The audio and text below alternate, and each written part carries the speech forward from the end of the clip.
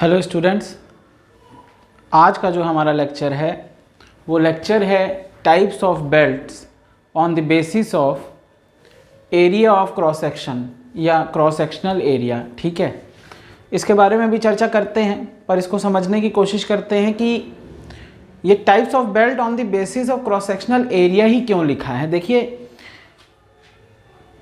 जब हम बेल्ट को कट करें, और उसे सामने से देखें, आपको तो बेल्ट कैसे दिखती है, लंबाई में दिखती है, लेकिन अगर आप उसे कट करें और उसे सामने से देखें which is called front view, तो अगर आप उसका फ्रंट व्यू देखें और आपको जो शेप दिखाई दे वो एरिया ऑफ क्रॉस सेक्शन होता है। कहने का मतलब क्या है कि अगर आप एक राउंड बार को कट करते हैं, ध्यान दीजिएगा, अगर आप एक राउंड बार को कट कर दें यहाँ से, तो आपको सामने क्या दिखाई देगा, फ्रंट में क्या दिखाई देता है, फ्रंट में दिखाई देता है सर्कल। जैसे इसका सही एग्जांपल है ये पेन, इस पेन को मैं बीच से कट कर दूं, आप इसको सामने से देखिए तो आपको क्या दिखता है, ये सर्कल। तो ये इसका क्रॉस सेक्शनल एरिया है। पहले तो यही बात समझनी थी कि क्रॉस सेक्शनल एरिया क्या होता है। अब इस क्रॉस सेक्शनल एरिया के आधार पर जो बेल्ट के टाइप हैं, आज हम उनके ऊपर डिस्कशन करेंगे। देखिए, बेल्ट के टाइप कई प्रकार से बनाए जाते हैं, बेल्ट ड्राइव कई प्रकार से बनाई जाती हैं। जैसे कि उनमें जो बेल्ट यूज़ हुई है तो उस बेल्ट ड्राइव को फ्लैट बेल्ट ड्राइव कह देते हैं या वी बेल्ट ड्राइव कह देते हैं। दूसरा, अरेंजमेंट के हिसाब से जैसे कि आपने ओपन बेल्ट ड्राइव बनाई है कि क्लोज बेल्ट ड्राइव बनाई है, क्वार्टर बनाई है, ट्विस्टेड बनाई है, तो उसके आधार पे भी होते हैं। तो अभी जो हम डिस्कशन करने जा रहे हैं वो हम करने जा रहे हैं types of belt on the basis of cross sectional area.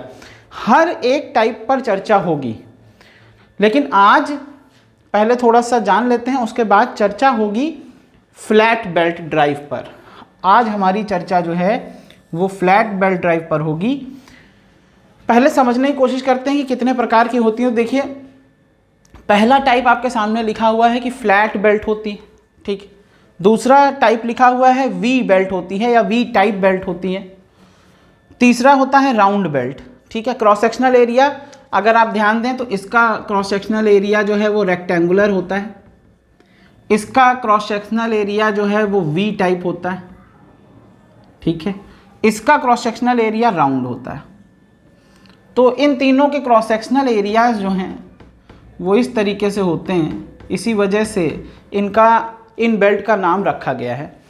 आज की चर्चा फ्लैट बेल्ट पे होगी। कुछ स्पेशल टाइप की बेल्ट भी होती हैं। देखिए, स्पेशल टाइप की बेल्ट में स्प्रिंग बेल्ट आती हैं, मल्टी ग्रूव बेल्ट आती हैं, रिब्ड बेल्ट आती है, फिल्म बेल्ट आती है, टाइमिंग बेल्ट आती है, स्पेशलिटी बेल्ट आती है। देखिए, इन बेल्ट की भी चर्चा करेंगे हम, लेकिन सबसे ज़्यादा चर्चा जिस पर होगी वो कौन सी हैं, एक तो फ्लैट बेल्ट, दूसरा वी बेल्ट। राउंड बेल्ट पर भी चर्चा होगी थोड़ी बहुत। उसके अलावा इन सब पर भी एक वीडियो में चर्चा होगी, क्योंकि आपको आइडिया सारी बेल्टों का होना चाहिए, कभी पेपर में आ जाएं तो आप टिक लगा सकें ऑब्जेक्टिव क्वेश्चन आसानी से। इसलिए हम सभी तरीके की बेल्ट पे चर्चा करेंगे। तो आज का वीडियो जो है वो फ्लैट बेल्ट पर है। तो चलिए फ्लैट बेल्ट के बारे में जानते हैं। तो देखिए भाई, ध्यान दें कि फ्लैट बेल्ट क्या होती है। तो हमने आपसे कहा कि फ्लैट बेल्ट के क्रॉस सेक्शनल एरिया को अगर हम देखें, अगर हम बेल्ट के क्रॉस सेक्शनल एरिया को देखें और हमें रेक्टेंगुलर क्रॉस सेक्शन दिखाई दे, ठीक है, रेक्टेंगुलर क्रॉस सेक्शन दिखाई दे, पीछे ये बेल्ट है, ध्यान दीजिएगा, ये ऐसे करके अगर आप बना दें तो ये एक पूरी बेल्ट थी जिसे जिसका आपको क्रॉस सेक्शन दिखाया है, ठीक है, ये क्रॉस सेक्शन एरिया है। तो इस बेल्ट का क्रॉस सेक्शन एरिया जो होता है वो रेक्टेंगुलर होता है, या यूँ कहिए कि ऐसी बेल्ट जिसका क्रॉस सेक्शनल एरिया रेक्टेंगुलर होता है फ्लैट बेल्ट कहलाती है, ठीक है। दूसरी बात यह है कि ये पूरी तरह से फ्लैट होती है, इसमें किसी भी तरह का कर्व नहीं होता है, ठीक है, किसी भी तरह का इसमें कर्व नहीं होता है। अब इसके एडवांटेजेस और डिसएडवांटेजेस के ऊपर चर्चा करते हैं, उससे आपको और आइडिया लगेगा कि इसी बेल्ट का प्रयोग क्यों करते हैं। देखिए, एक बात समझिएगा कि आजकल इस बेल्ट का प्रयोग बहुत ज़्यादा नहीं किया जाता है। ऐसा क्यों है? क्योंकि देखिए, इसकी पावर ट्रांसमिटिंग क्षमता जो होती है वो कम होती है वी बेल्ट की अपेक्षा। तो ये कब यूज़ की जाती थी? ये सबसे ज़्यादा देखिए यूज़ की जाती थी, एक तो 19th सेंचुरी में यूज़ की जाती थी, दूसरा अर्ली 20th सेंचुरी में। ठीक है, मतलब 20वीं शताब्दी की शुरुआत में इसको यूज़ करते थे या 19th शताब्दी में यूज़ किया जाता था। और किस लिए यूज़ करते थे? अधिकतर लाइन शाफ्ट में इसका प्रयोग किया जाता था। ठीक है, लाइनिंग शाफ्ट में पावर ट्रांसमिशन के लिए जो है हम फ्लैट बेल्ट का प्रयोग करते थे। ठीक है, तो इतनी चर्चा फ्लैट बेल्ट के लिए। अब हम इसके एडवांटेजेस को जानते हैं, उससे आपको और आइडिया लगेगा। तो चलिए इसके एडवांटेजेस को देखते हैं। तो भाई सभी लोग ध्यान दें कि advantage of flat belt drive क्या होंगे। देखिए मैंने यहाँ पे फ्लैट बेल्ट ड्राइव लिखा है, इससे कंफ्यूज होने की ज़रूरत नहीं है।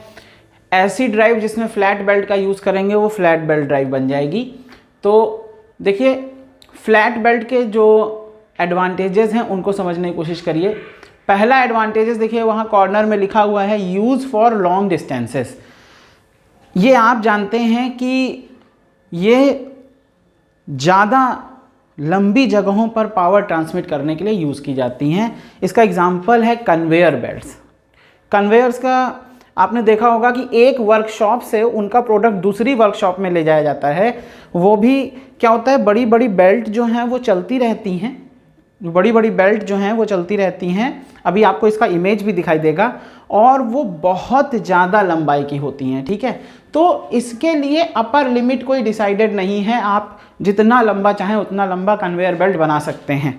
ठीक है, चलिए अधिकतर किताबों में आपने देखा होगा कि 15 मीटर दिया होता है, कुछ किताबों में 25 मीटर भी दिया होता है, पर मैं आपको बता दूं कि अपर लिमिट नहीं है। क्यों? क्योंकि आप इसे वर्कशॉप में आपने देखा होगा कि एक वर्कशॉप से दूसरी वर्कशॉप तक ये ले जाया जाता है, और वो डिस्टेंस कितनी भी हो सकती है।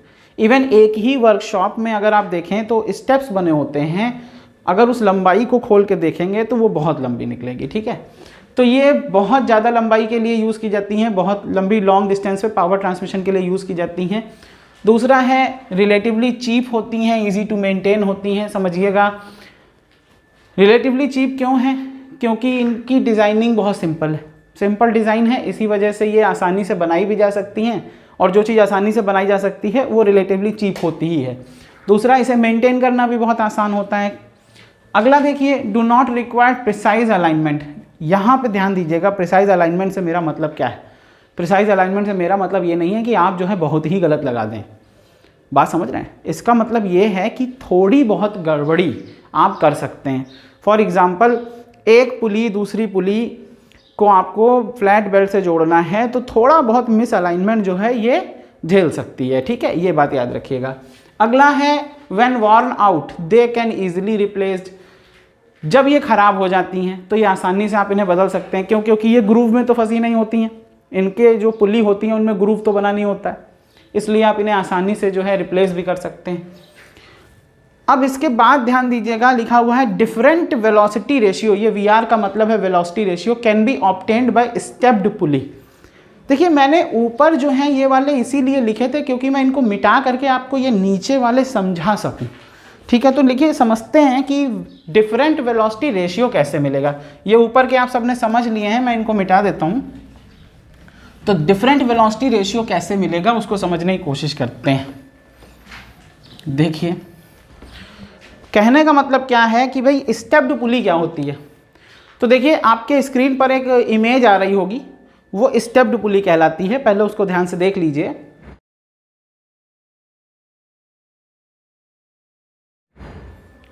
उसके बाद जो है स्टेप्ड पुली में होता क्या है। देखिए स्टेप्ड पुली में पुली का साइज अभी अभी आपने देखा होगा, 3 तरीके की पुली आपने देखी होंगी, इसे कोन पुली भी कहते हैं। ये 3 मान लीजिए 3 ऐसे करके 3 पुलियाँ जो हैं लगी होती हैं। ठीक है, ये 3 पुलियाँ हैं। अब आपको पता है कि अगर पुली का साइज़ बदल देंगे, पुली का साइज़ बदल देंगे तो वेलोसिटी रेशियो बदल जाएगा। बात समझिएगा, वेलोसिटी रेशियो बदल क्यों जाएगा ये भी याद रखिएगा। देखिए अभी जब हम आपको कंस्ट्रक्शन यानी कि जब हम आपको ओपन बेल्ट ड्राइव पढ़ाएंगे तो ये प्रूफ भी हो जाएगा। हम ये वाला फॉर्मूला प्रूव भी करेंगे। फॉर्मूला क्या होता है? फॉर्मूला होता है N2/N1 इक्वल्स टू D1/D2। ठीक है, कहने का मतलब क्या है कि N2 के जो चक्करों की संख्या है, N2 क्या है? दूसरी पुली यानी ड्रिवन पुली के जो चक्करों की संख्या है वो पहली वाली पुली के डाया के अनुक्रमानुपाती होती है ना। याद रखिएगा, N is directly proportional to the N1 is directly proportional to the D2, ऐसे समझिएगा। विथ क्रमानुपाती रिलेशन है। N1 की संख्या N2 की डाया पे डिपेंड करेगी और N2 की संख्या N1 की डाया पे डिपेंड करेगी, ये याद रखिएगा। ठीक है, इसका प्रूफ जो है आपको ओपन बेल्ट ड्राइव में मैं कराऊंगा अभी, इसलिए अभी परेशान होने की ज़रूरत नहीं है। अभी आपको बस इतना समझना है कि जो चक्करों की संख्या होती है वो दूसरी पुली के डाया के डायरेक्टली प्रोपोर्शनल होती है, दूसरी पुली के। ठीक है, या यूं कहिए कि आपस में व्युत्क्रमानुपाती होती है। अगर आपस में निकालना चाहते तो क्या निकलता है? N1 is directly proportional to 1/D1। बात समझिएगा, अपनी ही डाया के व्युत्क्रमानुपाती होती है और दूसरी डाया के अनुक्रमानुपाती होती है। मेरे ख्याल से अभी आप इतना समझ गए होंगे। तो देखिए यहां से आपको क्या समझ में आया कि भाई अगर मैं पुली का डाया बदल दूं तो चक्करों की संख्या बदल जाएगी, और चक्करों की संख्या बदल जाएगी तो वेलोसिटी रेशियो बदल जाएगा। ये बात हमने अभी पीछे सीखी हुई है। ठीक है, तो इसका मतलब क्या है कि भाई स्टेप्ड पुली में क्योंकि हम एक पुली से दूसरी पुली पे बेल्ट को शिफ्ट कर देते हैं और क्योंकि दोनों पुलियों का डाया सेम नहीं होता है तो वेलोसिटी रेशियो हमें अलग अलग मिल जाता है। ठीक है, ये वाली बात बहुत इंपॉर्टेंट है, इसको ध्यान रखिएगा। नेक्स्ट देखिए क्या कह रहे हैं। नेक्स्ट है कि यूज एज अ क्लच, इसको क्लच की तरह भी यूज कर सकते हैं। तो देखिए क्लच की तरह यूज कर सकते हैं, इसके लिए आपको ये समझना होगा कि क्लच होता क्या है, क्योंकि क्लच के बारे में जानेंगे तभी तो हमें समझ में आएगा कि ये कैसे यूज की जाती है। तो देखिए क्लच क्या है। देखिए क्लच एक ऐसी डिवाइस है, ध्यान दीजिएगा, क्लच एक ऐसी डिवाइस है जिसमें हम पावर को अपनी इच्छा अनुसार आउटपुट पर भेज सकते हैं। मतलब इनपुट पर पावर है लेकिन जब हम चाहते हैं तभी आउटपुट पर जाए, और जब हम ना चाहें तो आउटपुट से डिस्कनेक्ट हो जाए और आउटपुट पर पावर ना जाए। मतलब क्लच के द्वारा हम पावर ट्रांसमिशन को कंट्रोल कर सकते हैं। जब हमारी मर्जी हो तो आउटपुट पर जाए, जब हमारी मर्जी ना हो तो ना जाए। क्लच को मैं आपको अलग से पूरा चैप्टर को भी पढ़ाऊंगा। ठीक है, तो उसमें हम इसकी डेफिनेशन वगैरह सब देखेंगे, पर क्योंकि अभी हम फ्लैट बेल्ट को देख रहे हैं तो अभी हम उस पर चर्चा ज़्यादा नहीं करेंगे। फ्लैट बेल्ट में समझिएगा कि कैसे हम पावर को कंट्रोल कर सकते हैं। तो अगर हम टाइट एंड लूज पुली का इस्तेमाल करें तो होता क्या है, मान लीजिए ये एक पुली है, ये मैंने एक पुली बनाई और नीचे जस्ट इसके नीचे मैं यहाँ पे दो पुलियाँ बना देता हूँ। ये एक पुली हो गई, ये दूसरी पुली हो गई। बात समझिएगा, ये 2-3 पुलियाँ हो गई, ये दोनों एक साथ लगी हुई हैं और ये लगी हुई है इनपुट पे। तो देखिए ये इनपुट पे लगी हुई है, ये घूम रही है। ठीक है, मान लीजिए ये इनपुट है, ये घूम रही है। यहाँ से मैंने बेल्ट यहाँ पे लगा रखी है, ध्यान दीजिएगा, यहाँ से बेल्ट मैंने इस पे लगा रखी है। ठीक है, इस वाली पुली पे लगा रखी है। अब ये पुली जो है, ध्यान दीजिए, ये पुली जो है मैं क्या करूँगा, इस बेल्ट को थोड़ा सा लूज रखूँगा। अगर मैं इस बेल्ट को थोड़ा सा लूज रखूँ तो होगा क्या, ये पुली तो रोटेट करेगी पर ये पुली नहीं रोटेट करेगी। क्यों? क्योंकि हमने क्या किया है, इसको लूज रखा हुआ है। अब देखिए अगर मैं इसको इधर शिफ्ट कर दूं, यानी कि इस बेल्ट को इस पुली पर ला दूं, उसी बेल्ट को इस पुली पर ले आऊं, तब क्या होगा। देखिए इस पुली को इस पर ले आए तो क्या होगा, ये बेल्ट टाइट हो जाएगी। मैं इस बेल्ट को, ये जो सीधी वाली बेल्ट थी, इसको मैं उठाकर इस तरफ ले आऊं। देखो बेल्ट तो वही है, अगर बेल्ट वही है तो जब मैं इसको थोड़ा डायगोनल करूंगा, थोड़ा सा तिरछा करूंगा, तो क्या ये पुली और ये पुली आपस में टाइट साइड नहीं बन जाएंगी। भाई बेल्ट को जब सीधी थी उतनी लंबाई, लेकिन जब मैं तिरछा करूंगा तो मुझे लंबाई की ज़रूरत ज़्यादा है, क्योंकि बेल्ट तो मैंने बढ़ाई नहीं। तो क्या होता है ना कि ये जो है टाइट हो जाता है, ये बेल्ट इस पुली के साथ में टाइट हो जाता है और ये चलना शुरू कर देता है। तो कहने का मतलब क्या है कि जब मैं इस साइड कर दूंगा, इस तरफ कर दूंगा, तो ये लूज साइड बन जाएगी। ये साइड लूज साइड बन जाएगी, और जब मैं इसी बेल्ट को इस तरफ कर दूंगा तो ये कौन सी साइड बन जाएगी, ये टाइट साइड बन जाएगी। तो लूज साइड पर पावर ट्रांसमिट नहीं हो रहा है और टाइट साइड पर पावर ट्रांसमिट हो रहा है। इसका मतलब क्या है कि ये एज अ क्लच यूज की जाती है। ठीक है, इस बात को याद रखिएगा। अगली चीज समझिएगा, अगली चीज है कि भाई use in a dusty and abrasive atmosphere. देखिए फ्लैट बेल्ट में जो है ना, एक सबसे बड़ा फायदा यही है कि आप इसे, एक तो इसे बहुत ज़्यादा केयर की आवश्यकता नहीं होती है, केसिंग की भी आवश्यकता नहीं होती है, इसके ऊपर जो है केस नहीं बनाया जाता है। आपने घरों में देखा होगा जो इंजन होते हैं जिन पानी चलाने वाले, उनमें क्या होता है, फ्लैट बेल्ट लगी होती है। अब वो कहाँ रखे होते हैं, खेतों के पास में रखे होते हैं और उनमें धूल मिट्टी सब जाती रहती है, फिर भी वो अच्छे से काम करता है। तो ये जो है हम ऐसी जगहों पर यूज़ कर सकते हैं जहाँ पे डस्टी एटमॉस्फेयर हो, अब्रेसिव हो, उन एटमॉस्फेयर पे भी हम इसका यूज़ कर सकते हैं। अगला क्या है, simple and inexpensive in design. ये बहुत सिंपल होती हैं डिज़ाइन में, भाई रेक्टेंगुलर शेप बनाना है, किसी तरीके का कोई और शेप तो देना नहीं है। दूसरा क्या है, इनएक्सपेंसिव होती हैं। जब डिज़ाइनिंग, देखिए जिसकी डिज़ाइनिंग जितनी सिंपल होती है वो उतना सस्ता होता है, ठीक है, लेकिन ये हकीकत में ऐसा नहीं होता है। हकीकत में ये है कि जो इंसान जितना सिंपल होता है वो उतना महंगा होता है। ये याद रखिएगा, जितना कैरेक्टर जो है वो सिंपल होता जाता है वो इंसान का मूल्य उतना ज़्यादा बढ़ता जाता है। ये बात भी याद रखिएगा। चलिए अभी हम चर्चा कर लेते हैं। अगली चर्चा क्या है कि efficiency is more than V belt. ये चर्चा बहुत इंपॉर्टेंट है, सबसे नीचे लिखी है लेकिन सबसे इंपॉर्टेंट है। क्यों? क्योंकि बच्चों को ये समझ में नहीं आता है कि आखिरकार इसकी एफिशिएंसी वी बेल्ट से ज़्यादा कैसे है। ठीक है, अगला मैंने इसमें लिखा है high efficient at high speed. High efficiency है और कब है, जब हाई स्पीड पे चल रहा हो। मैं वी बेल्ट से तुलना कर रहा हूँ, वी बेल्ट धीमी स्पीड के लिए बढ़िया है, ठीक है, पर हाई स्पीड पर ये ज़्यादा एफिशिएंसी देती हैं। ठीक है, अब इसको समझते हैं कि ऐसा होता क्यों है, इसको समझिएगा। तो देखिए फ्लैट बेल्ट में होता क्या है, इसको समझिएगा। फ्लैट बेल्ट में जो पुली होती है वो कुछ इस तरीके की होती है। ठीक है, मैं ये पुली आपको बना के दिखा रहा हूँ, एक पोर्शन। ये मान लीजिए फ्लैट बेल्ट के लिए पुली है, तो ये ऐसी होती है, ठीक है ना। लेकिन वी बेल्ट में क्या होता है ना, वी बेल्ट में ग्रूव बना होता है पुली में, और वो भी इस तरीके का। सामने से अगर आप देखेंगे तो पुली आपको कुछ इस तरीके की दिखाई देगी, ठीक है, उसमें ग्रूव बना होता है। अब ध्यान दो कि ग्रूव के कारण होता क्या है, समझना। देखो फ्लैट बेल्ट यहाँ रख जाएगी, सबको समझ में आ रहा होगा, ये फ्लैट बेल्ट यहाँ रख गई, आसानी से रोटेट होने लगेगी। वी बेल्ट क्या होगी, वी बेल्ट का शेप ऐसा कुछ होगा, मैं दूसरे कलर से बना देता हूँ।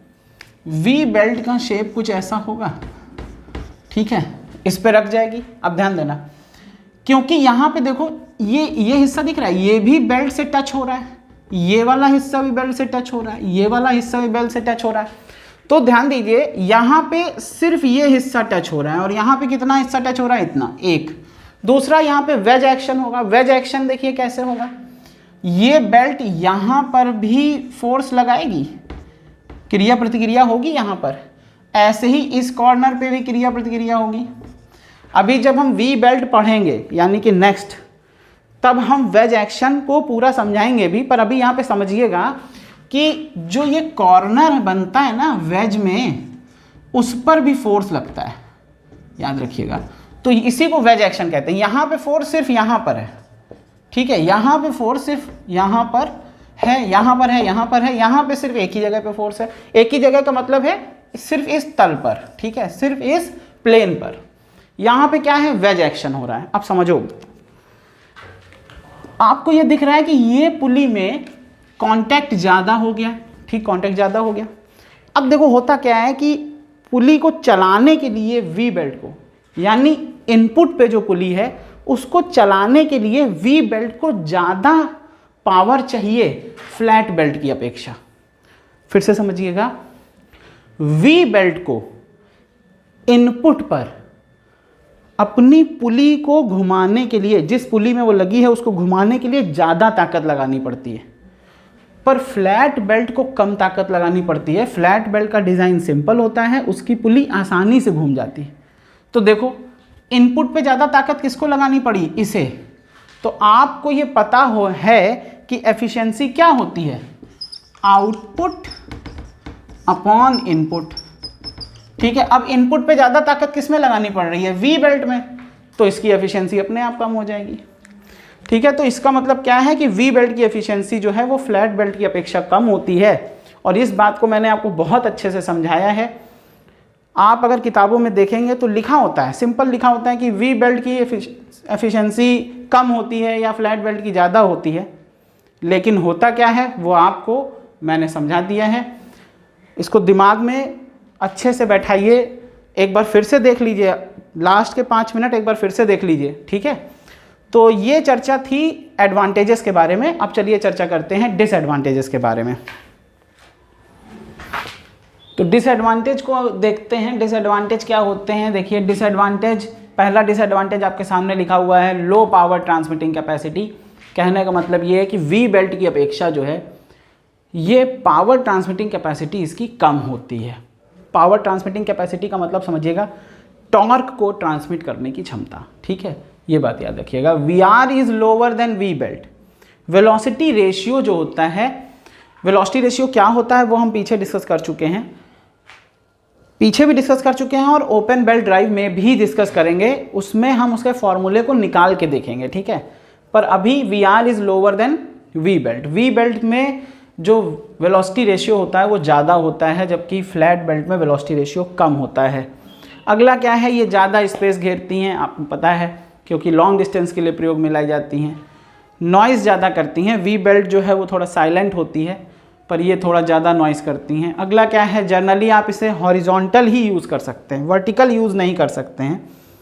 मैं जर्नल की बात कर रहा हूँ। हॉरिजॉन्टल का मतलब क्या है, पुली जो हैं वो हॉरिजॉन्टली लगी हुई हैं।